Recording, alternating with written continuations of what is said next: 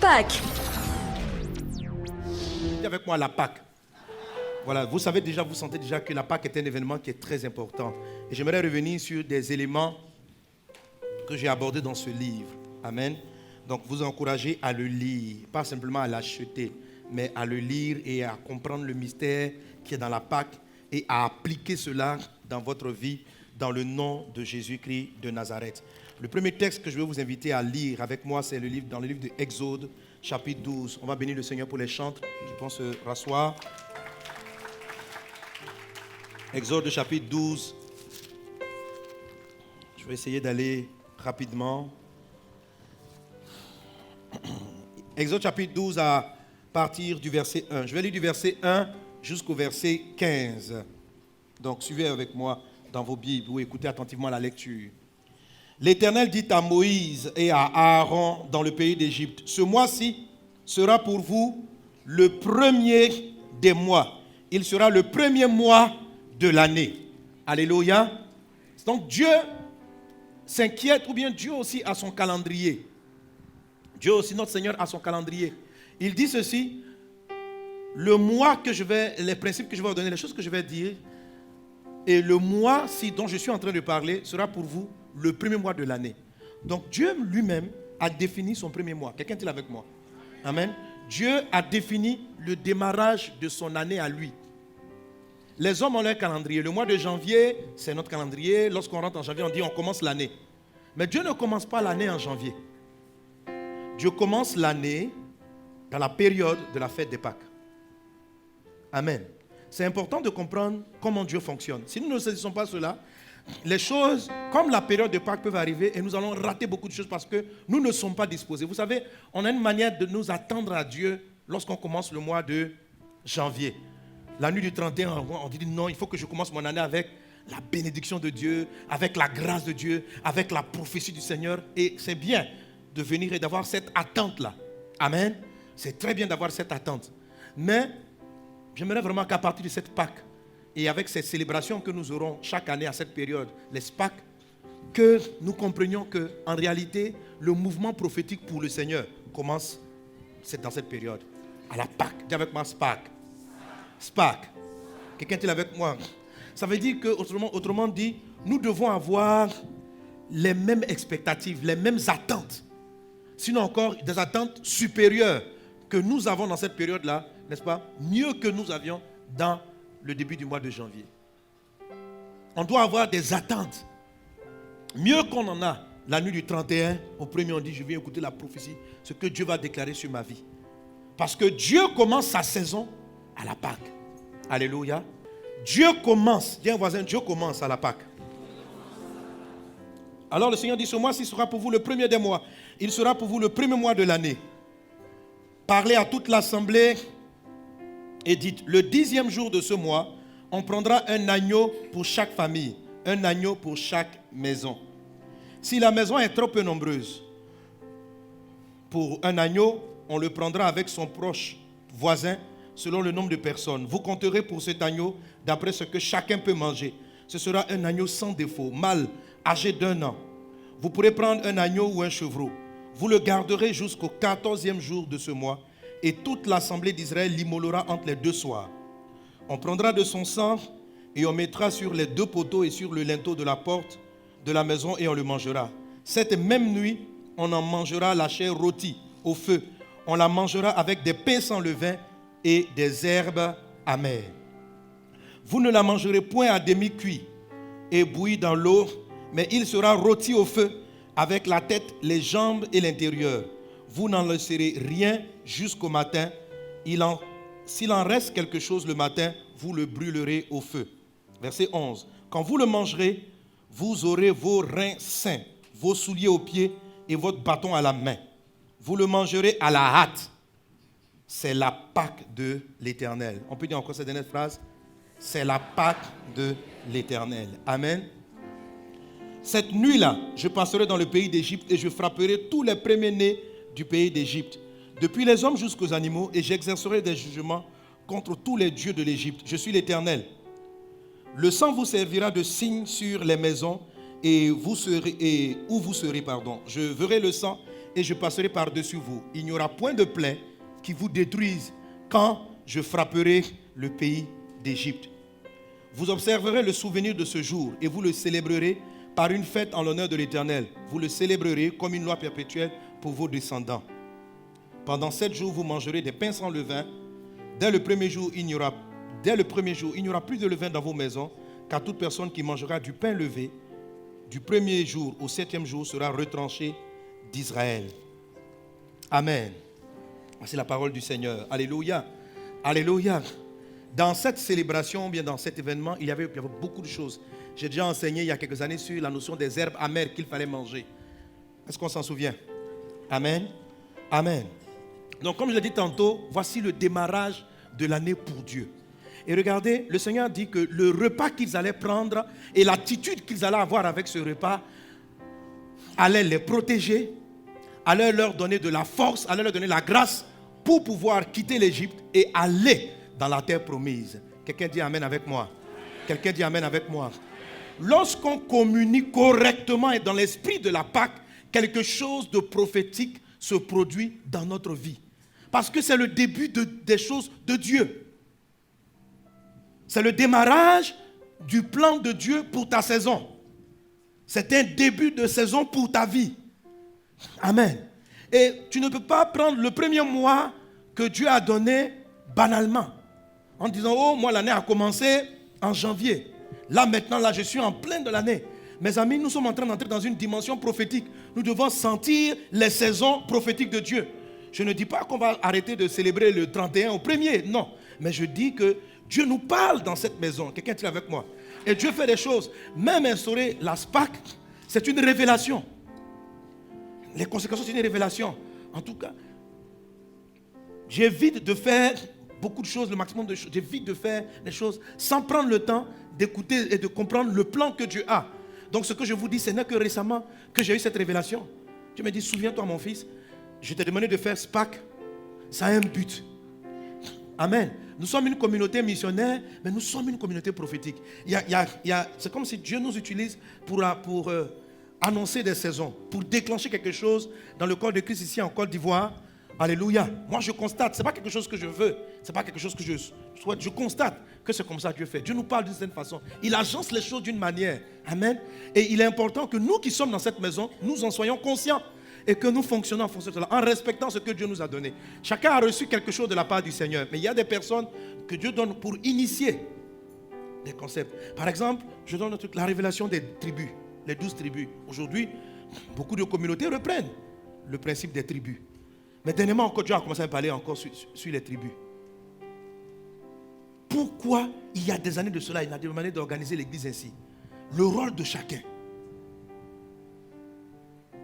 La manière dont chaque tribu était positionnée par rapport au tabernacle. Et le ministère de chacun. Donc, je dis, donc on n'était que dans la première partie de la révélation. Il dit, même la première partie, mais tu n'as pas encore fini. Pour dire même que tu es dans la deuxième partie. Et ce sont des choses que nous recevons de Dieu. Et je dis ça pour Dieu veut qu'on les fasse de manière festive, joyeuse. Mais que nous saisissions l'esprit. Parce que quand tu saisis l'esprit d'un événement, la vie divine te visite, alléluia, parce que tu as la bonne attitude, tu as la bonne attente de la part du Seigneur. Tu comprends les temps et les saisons de Dieu. Quelqu'un est-il avec moi? Quelqu'un est-il avec moi?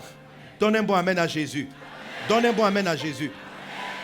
Et Dieu dit que dans cette période, la première Pâque qu'il allait célébrer, un malheur allait frapper la région où les Égyptiens et les Israéliens se trouvaient. Mais il a dit ceci: ceux qui allaient manger la Pâque allaient être préservés de ces difficultés. Donc on comprend que la Pâque pour Dieu est une manière de prémunir, de protéger ses enfants de ce qui va frapper. Les Israéliens n'ont pas été protégés parce qu'ils étaient Israéliens. Ils ont été protégés parce qu'ils ont mangé la Pâque. Si un païen, quelqu'un qui n'était pas Israélien, mangeait la Pâque, parce que quand on comprend les textes, quand on lit les textes, on comprend qu'il y avait des peuples qui n'étaient pas Israéliens, mais qui vivaient avec eux dans les mêmes conditions. Oh, aussi, ils ont été protégés. Un Israélien, un Hébreu qui ne mangeait pas la Pâque, allait être frappé. Donc, je peux être chrétien, né de nouveau, mais si je ne saisis pas l'esprit de la Pâque, ça ne remet pas en cause mon salut. Parce que mon salut, c'est mon identité. Tu es toujours chrétien. Mais si je ne comprends pas, si tu ne saisis pas l'esprit de la Pâque, tu t'exposes à certains malheurs, à certains problèmes qui peuvent arriver autour de toi. Mais cela ne t'arrivera pas dans le nom de Jésus. Dans le nom de Jésus. Donne un bon amen à Jésus. Donne un bon amen à Jésus. La Pâque procure aux croyants l'énergie suffisante, la puissance de Dieu suffisante pour aborder victorieusement son année. Dans la Pâque, Dieu te communique les instructions, alléluia, qui vont te conduire durant toute la saison qu'il a déclenchée avec la Pâque. Amen. Amen. Un jour, le prophète Élie devait aller très loin. Et Dieu l'a visité, il lui a donné un repas, qui est un repas spirituel, qui est un symbole de la Sainte Seine, du pain. Il a mangé ce pain. La Bible dit qu'il y a une force qui est rentrée en lui. Il a marché 40 jours. Il n'était pas assis, mais 40 jours, 40 nuits, il n'a plus mangé. Parce que l'énergie qu'il avait accumulée avec le repas là, que Dieu lui avait donné, était suffisant pour lui donner de marcher autant. Le repas spirituel de la Pâque est puissant et suffisant pour te donner la victoire, pour te donner la capacité, les révélations, la Pâque, tous les messages que tu as reçus.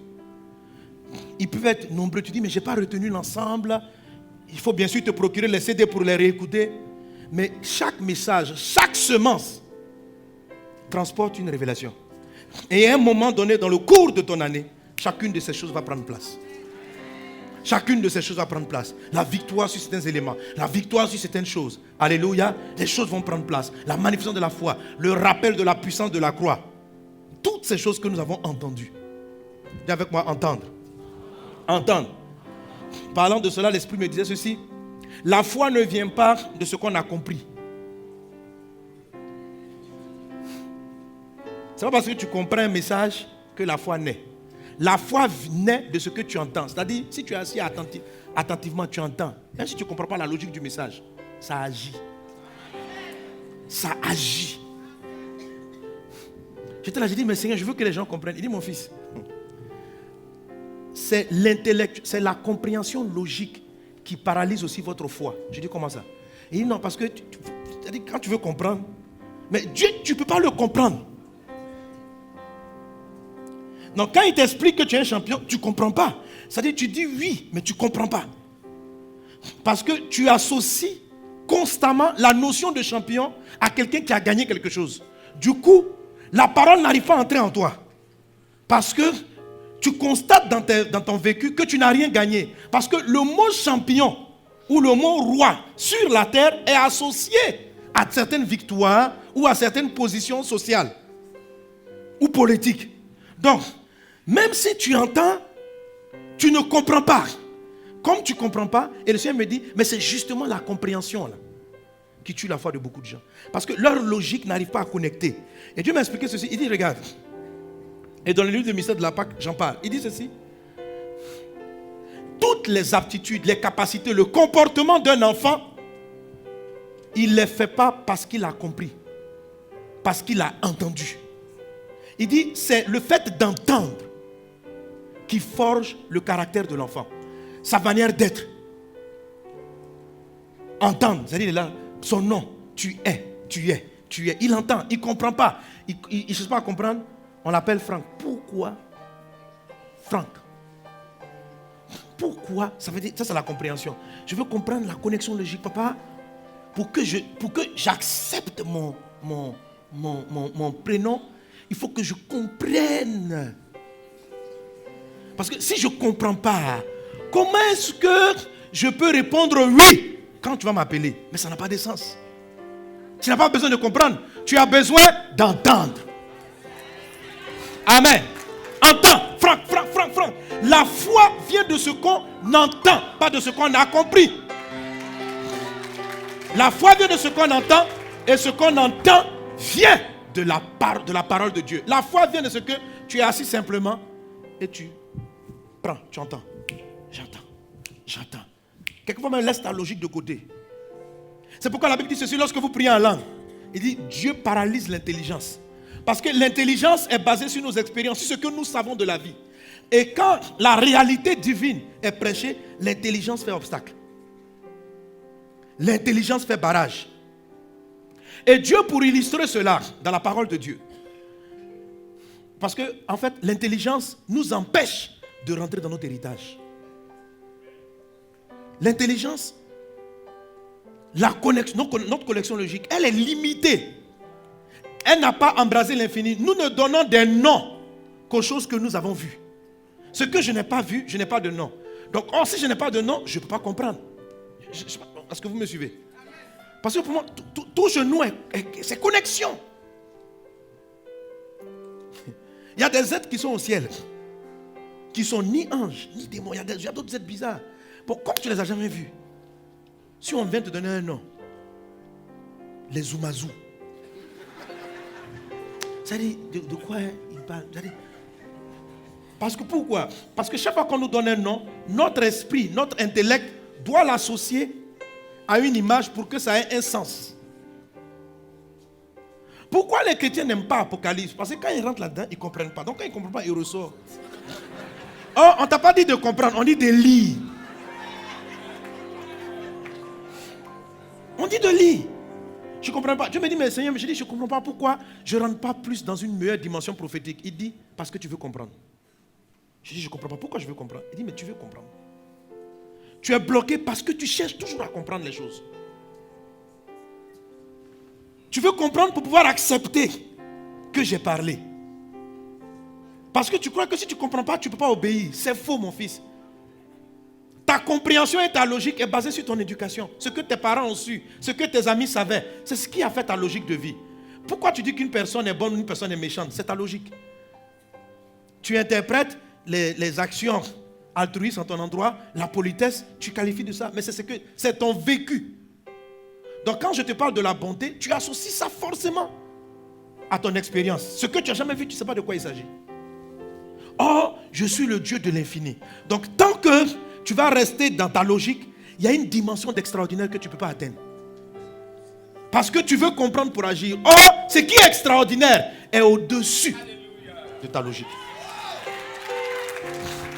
Si cette chose-là est dans ta logique, c'est de l'ordinaire.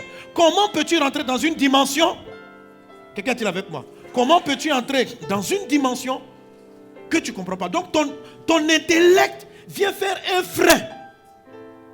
C'est-à-dire quand Dieu même te dit quelque chose, en fait ton esprit s'en va. Dieu te dit, demain, je t'envoie 100 millions. En fait, ton cerveau commence à travailler. Il dit, mais d'où ça peut venir? Dans ce monde ici, est-ce que quelqu'un peut se lever et donner 100 millions à son ami? Voilà, la logique a pris place. Et puis ton esprit fait un tour comme ça. Et en même temps, une barrière se met entre Dieu et toi. Il dit, bon si Dieu a dit, c'est sûr que c'est Dieu qui a dit. Parce que tu ne peux pas l'accepter parce que dans ton expérience, dans ta vie, il n'est pas logique qu'en moins de 24 heures, cette chose-là puisse se produire. C'est-à-dire, et du coup, la voix de Dieu bute sur ta logique. Sur ta logique. Et la parole n'a pas d'effet. Et la parole n'a pas d'effet. Quelqu'un est-il avec moi? La Bible dit, ce peuple a des oreilles pour entendre, mais il n'entend pas. Leur cœur est devenu dur. Je dis des choses, ça ne rentre pas. Mais ça ne rentre pas pourquoi? Pas parce qu'on a rejeté Jésus. Et c'est ce qui nous trompe. On se dit, bon, ceux qui ne comprennent pas, c'est ceux qui disent qu'ils sont païens. Mais nous, on n'est pas païens, on est convertis. Mais c'est qu'on a mis l'intellect en Dieu et nous.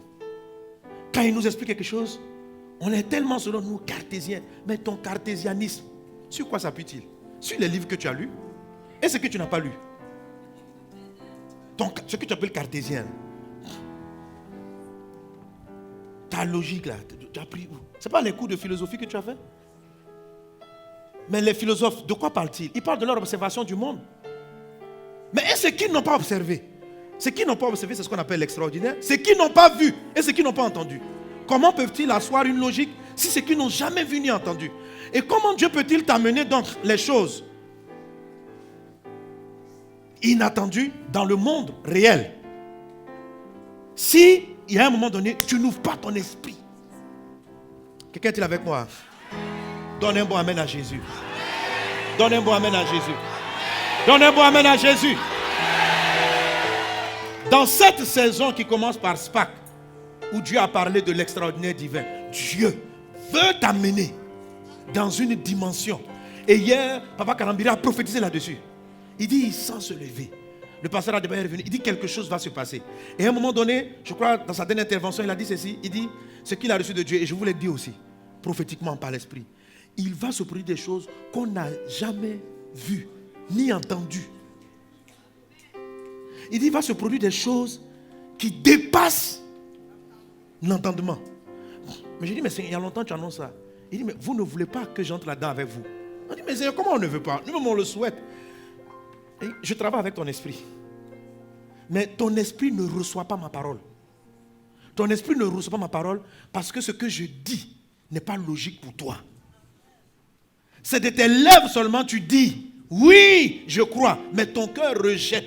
Parce que ton cœur n'arrive pas à trouver le parcours logique de l'accomplissement du miracle. Ton cœur, quand ton cœur n'arrive pas, il dit, ça passe là. Il dit, comment ça va? Comme ça là. Moi, comme ça, j'ai pris un aveugle, va vous. Ça dit, quand tu as fini de faire la logique, le cœur dit, c'est pas la peine, il faut laisser. Quand tu occultes, faut extasier ton âme seulement. Amen, je gagne. Et tu continues ta vie dans l'ordinaire. On a dit ceci. Ne t'ai-je pas dit que si tu crois, tu verras la gloire de Dieu? Alléluia. Si tu crois. Et il vient dire là, elle vient dire, Seigneur, il sent déjà. Et t'as dit, bon, s'il était simplement encore couché sans sentir, on peut dire que, parce qu'on a déjà entendu que tu as déjà ressuscité des morts. C'est-à-dire, Marthe et Marie savaient que Jésus avait déjà ressuscité des morts. Mais ils ont dit, le degré où son corps est décomposé, revenez à la vie. Avec quel corps? Donc ils ont fait la légère. Donc, quand ils ont fait la connexion logique, il dit, ah, peut-être que Jésus pense qu'il est mort hier. On va lui expliquer.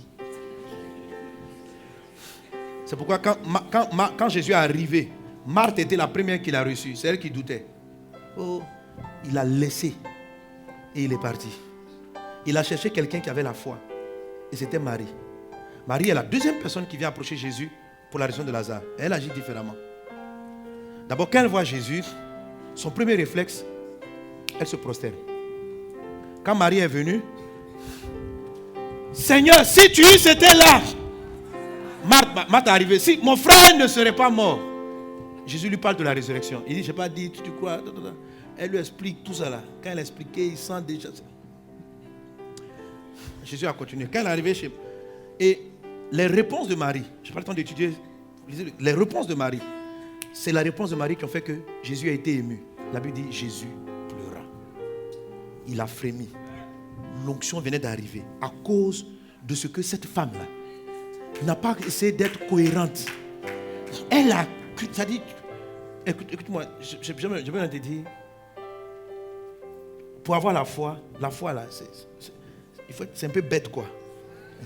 Vraiment te dire, ça te fait.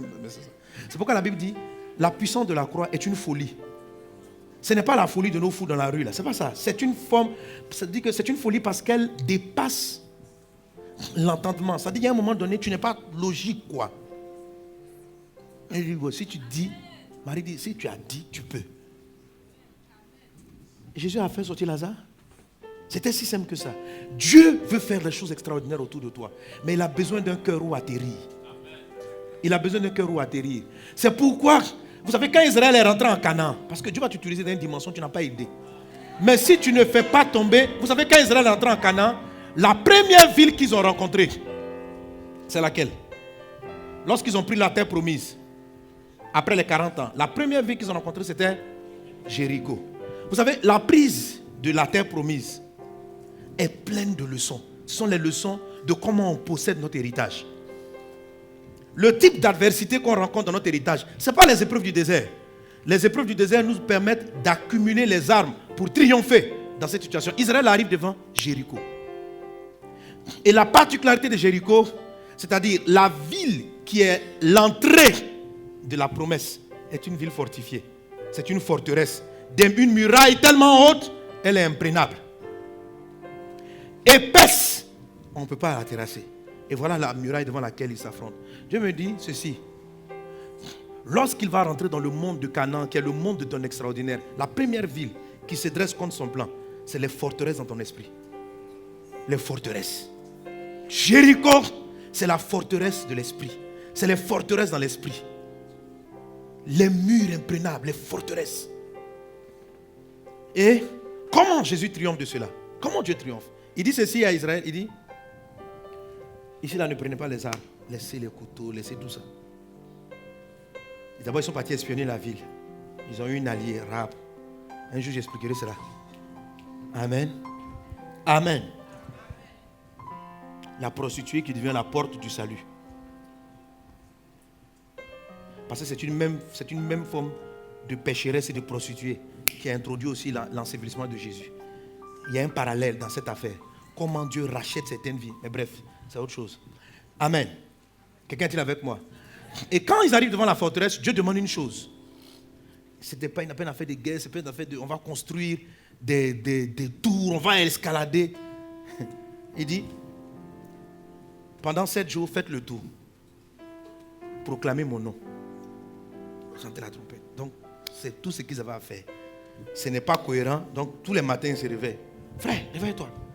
On se va autour de Jéricho. On est sur Jéricho, là. Bon, je ne sais plus. En tout cas, bon, moi, j'ai acheté. Les murs de Jéricho sont tombés. Comment ça?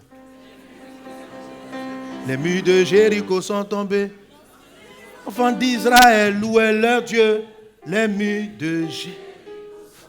Donc, tous les matins, ils se réveillent. Vous voyez les gens, ils viennent faire la guerre. Et puis, tous les matins, ils sont là. Les murs de Jéricho vont tomber. Là, c'est vont tomber. Murs de Jéricho. Et puis, ils tournent. Donc, pendant 7 jours, c'était leur footing matinal. On dit quoi? Dieu n'a qu'à les tourner.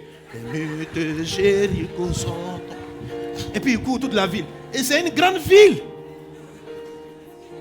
Comme si tu dois faire le tour d'Abobo. Ou de Cocody. C'était pas aussi grand qu'Abidjan, mais ce genre de ville là, vous comprenez, à leur époque. Puis ils sont là tous les jours. Mais Dieu aussi. Les murs de Jéricho vont tomber. Les murs de Jéricho vont. Tous les jours. On doit faire le tour de la ville une fois. Le dernier jour, c'était 7 fois. Bon, même si ce n'est pas grand comme Cocody, mais prenons même 2 plateaux. Et c'est une ville. C'est grand comme 2 plateaux. Il faut faire le tour. Les murs de Jéricho. Là, les mamans, les enfants sont là. Comme ça. Il y en a qui marchaient maintenant. Louez le Dieu. Les murs. On dit, mon gars, il y a quoi? Ce sont les murs de Jéricho. Donc, premier jour, les Jérichoiens, ils regardent la population arriver. Ils disent, mais ils viennent faire la guerre. Ils n'ont pas d'épée. Il n'y a rien. Ils ont des trompettes et des instruments. Ils ont commencé à faire le premier tour. Deuxième jour, ils ont dit, André, il y a un concert gratuit. Donc, eux-mêmes, ils viennent. Comme la muraille est large, ils ont dû mettre des lits, se prélasser, puis les regarder tourner. On dit, mais ce peuple-là, ils ont quel problème? Les murs de Jéricho, les mamans, les enfants, tout le monde est en train de marcher. Il n'y a pas de fusil, il n'y a rien. Mais chaque jour, proclamez la parole, proclamez la parole, proclamez la parole, proclamez la parole, élevez le nom de Jésus. Le dernier jour, 7 tours, en élevant le nom du Seigneur. Les gars riaient seulement sur leur montagne. Il dit, aujourd'hui là, il ne faut pas un tour seulement. Ils sont décidés. Le dernier jour, il fallait faire 7 tours. Premier tour. Non, c'est qu'il y en a qui étaient trop fatigués. Il y en a qui sont partis voir Josué. Mon cœur va lâcher. 7 fois. Les autres fois, on a couru. Toute la journée, j'avais mal partout. On a fait ça le lendemain. Mais tu fais un bon footing, tu as mal partout. On est fatigué. À plat. Amen. Le 7e tour, le jour. Pendant que les gens étaient en train de rire sur la forteresse, ils se sont dit le temps de comprendre tout ce qui était sur la muraille s'est écroulée comme un château de cartes. Et ils sont rentrés et ils ont possédé Jéricho. Mais quelle est la leçon de Dieu? Ça s'appelle en fait, le fait de matraquer la parole de Dieu contre une forteresse. La parole, la parole, la parole, la parole, la parole, la parole. Ce n'est pas une affaire de logique. C'est une affaire de débranler les forteresses qui t'empêchent de vivre dans le miracle. Jéricho est dans ta tête. Et Jéricho empêche Dieu d'agir. Quand j'arrive en Jéricho, ce n'est pas la logique. C'est je déclare, je déclare, je déclare, je déclare. Je me sature de paroles. Et c'est ça le mystère de la Pâque. Le mystère de la Pâque, c'était ça. Jésus dit, mangez. La Pâque ne se fête pas. La Pâque se mange. Et c'est quoi manger dans la parole de Dieu? Il dit ceci, que ce livre de la loi ne s'éloigne pas de ta bouche. Autrement dit, Dieu considère la parole de Dieu comme une nourriture. Il n'a pas dit de tes yeux. Que ce livre de la loi ne s'éloigne pas de ta bouche, ça veut dire, mange-le. On dit, mais comment on peut manger un livre? Comment on peut manger? Quand tu manges, tu regardes simplement, tu te dis c'est bon, mais tu ne vas pas, tu ne sais pas tous les petits ingrédients. Vous savez, les gens qui connaissent tous les détails des plats, là, ils se disent que dans le sucre, il y a tant de grammes de saccharose mélangé à du glucose. Que ceux qui pensent comme ça, là, généralement, ils ne mangent pas. Non, c'est-à-dire quand ils regardent un repas, ils ne peuvent plus manger. Pourquoi? Parce qu'ils connaissent toute la logique du menu. Mais nous qui sommes simples, on dit, mon frère, si c'est ton goût, tu manges. Si ce n'est pas ton goût, mais quand tu sais, on dit, est-ce que tu sais, il y a combien de trucs? Il y a une toxine qu'on appelle, quand la connaissance tue. La connaissance, quand tu sais, là. C'est ça l'intellectualisme. Tu comprends tellement les systèmes qu'à la fin, tu ne veux plus manger. Vous connaissez des gens, tellement... Il y a des gens même, tu ne peux pas manger avec eux. Vous voulez vous asseoir à table. Attention. Mais c'est de bons conseils quand même, il faut reconnaître. Hein? Dans ce jus-là, 1% de fruits naturels, 90% de produits toxiques. Quand elle a fini d'expliquer, tu ne marches plus. Il y a des gens, quand tu veux manger, tu les fais les soigner. Tu regardes, tu dis, je sais pas qu'il n'est pas à côté de moi. Tu dis, mon gars, Odi, là, j'ai fait, tu vois, je veux manger, je n'ai pas vu. Qui est comme ça? Qui fatigue quand on mange? Bien que tu es comme ça. Voilà. Il y a Serge aussi. Hein? Toi aussi, voilà. Tout ça, là, sont les gens qui ont fait diététique, manger les trucs. Voilà, les docteurs, là. Bon, en tout cas, que Dieu vous bénisse pour vos conseils. Que Dieu vous bénisse. Ça nous fait du bien. Mais il y a des temps à autre. Amen. Non, il faut respecter, il faut suivre. Mais avant, on disait ça, tu n'es pas africain. Mais les Africains meurent vite. L'espérance de vie en Afrique, ça ne dépasse pas 50 ans. Voilà. Donc ceux qui respectent ça, ils vivent jusqu'à 90 ans. Donc ça tue les Africains. Ils ont raison, ça tue. Amen. Ça ne tue pas immédiatement, mais c'est un poison. Ce sont des poisons à moyen et long terme. Bref, mais je veux dire quelquefois c'est un peu compliqué de tout comprendre. Amen. Amen. Mais sans la compréhension, sans la logique, la méditation, c'est pourquoi Dieu parle de manger. Jésus a dit ceci, si vous ne mangez pas ma chair, vous n'aurez pas la vie en vous. Si vous ne buvez pas mon sang, vous n'aurez pas la vie en vous. Et c'est ce que j'explique dans ce livre. Amen. Le mystère de la Pâque. Et manger, pour résumer dans ce livre, j'explique que c'est méditer. Parce qu'il dit que celui de l'homme ne sera pas de ta bouche, médite-le. C'est la méditation qui va ébranler vos forteresses. Et c'est quoi la méditation? C'est le fait d'entendre, pas de réfléchir, mais d'entendre de manière répétée.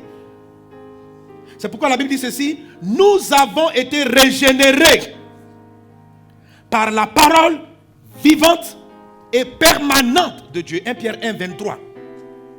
C'est-à-dire tes gènes. Or, les gènes, c'est quoi? Les gènes, c'est ce qui détermine ton caractère. Quand tu es coléreux caractériellement, c'est-à-dire c'est dans tes gènes. Tellement c'est entré en toi, si tes enfants naissent, ils auront le même type d'irritation que toi. La colère n'est plus pour toi, on te demande pas de te mettre. Si on t'explique que la colère n'est pas bien, tu vas dire oui, mais tu vas te mettre en colère encore. Parce que tu ne te mets pas en colère de manière logique. Tu te mets en colère parce que la colère est en toi. Certains ont la paresse. On t'explique, dans la vie, il faut bosser, mon ami, il faut bosser. Mais quand tu te lèves, le sommeil te prend, tu es lourd, tu marches lourdement.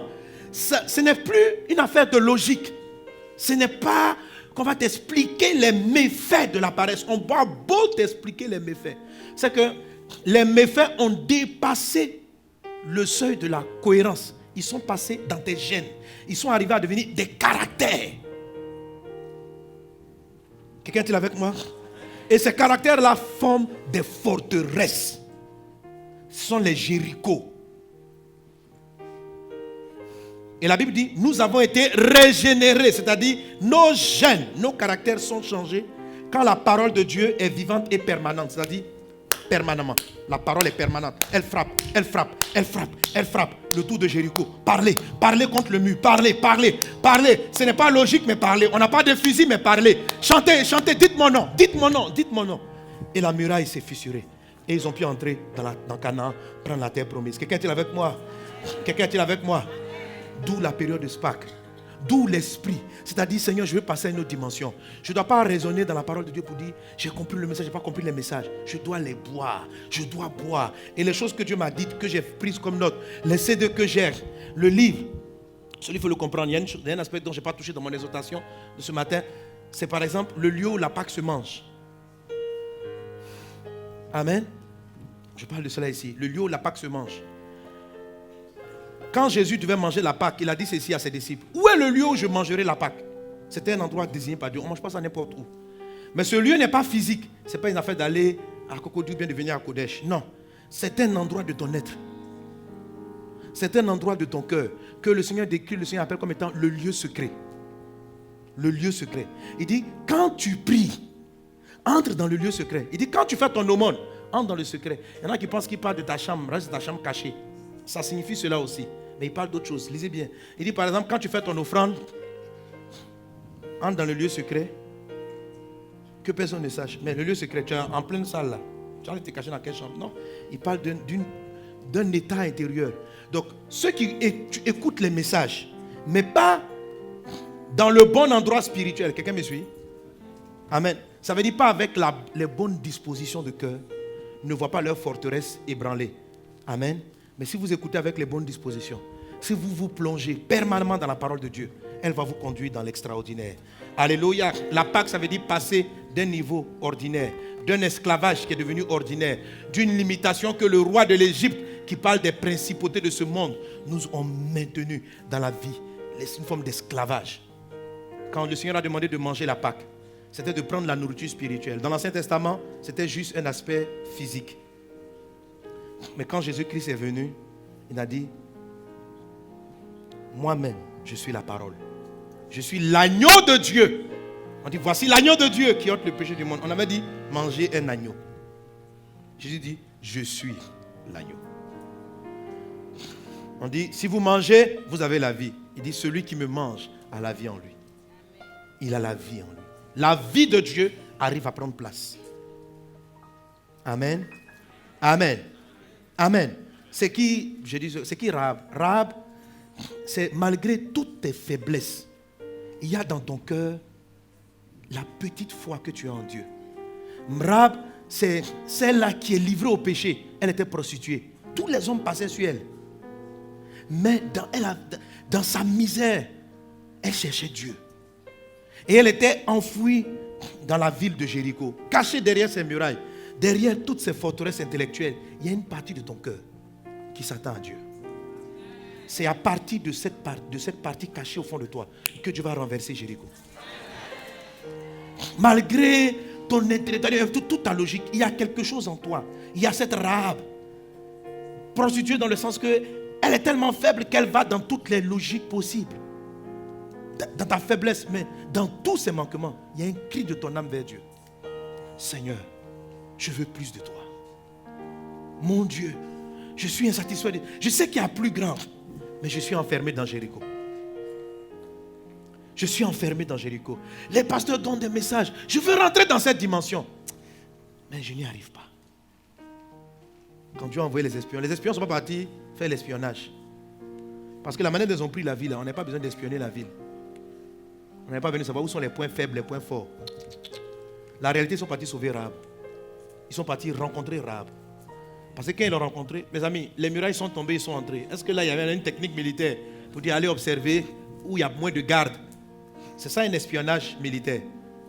Mais ils sont partis. Après, la stratégie n'avait rien à voir avec la prise de la ville. Ils ont fait le tour, la muraille est tombée. La réalité, c'est qu'ils sont partis. Et quand Rahab les a vus, elle a su.